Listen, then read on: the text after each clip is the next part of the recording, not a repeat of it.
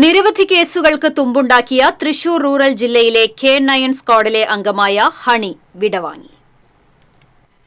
കരൾ രോഗത്തെ തുടർന്ന് 25 ദിവസമായി മണ്ണുത്തി വെറ്റിനറി ആശുപത്രിയിൽ ചികിത്സയിലായിരുന്ന ഹണി രോഗം മൂർച്ഛിച്ചതിനെ തുടർന്നാണ് ചത്തത്.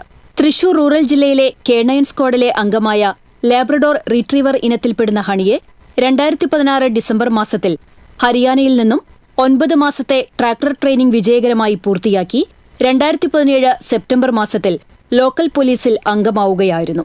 2018 മാർച്ച് മാസം മുതൽ തൃശൂർ റൂറൽ K9 സ്ക്വാഡ് അംഗമായിരുന്നു. തൃശൂർ റൂറൽ ജില്ലയിൽ നിരവധി മോഷണ കേസുകളിൽ തെളിവുകൾ ലഭിക്കുന്നതിനും കൊലപാതക കേസുകളിൽ തുമ്പുണ്ടാക്കുന്നതിനും ഹണിയുടെ സേവനം വിസ്മരിക്കാവുന്നതല്ല. തെളിവുകൾ ഒന്നും അവശേഷിപ്പിക്കാതെ പ്രതികൾ നടത്തിയ തുമ്പൂർ പള്ളി മോഷണക്കേസ്, ചാലക്കുടി ഇടശ്ശേരി ജ്വല്ലറി മോഷണക്കേസ് തുടങ്ങിയ കേസുകളിൽ പ്രധാനപ്പെട്ട തെളിവുകൾ ശേഖരിക്കുന്നതിൽ ഹണിയുടെ പങ്ക് നിർണായകമാണ്.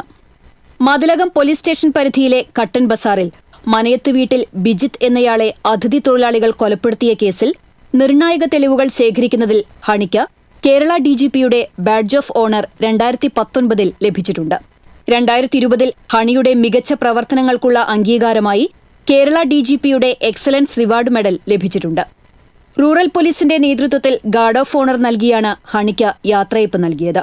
Additional SP VA Ullas, Irinjalakuda DYSP KG Suresh, Thrissur rural ജില്ലാ special branch DYSP P Abdul Basheer എന്നിവർ അന്തിമോപചാരം അർപ്പിച്ചു.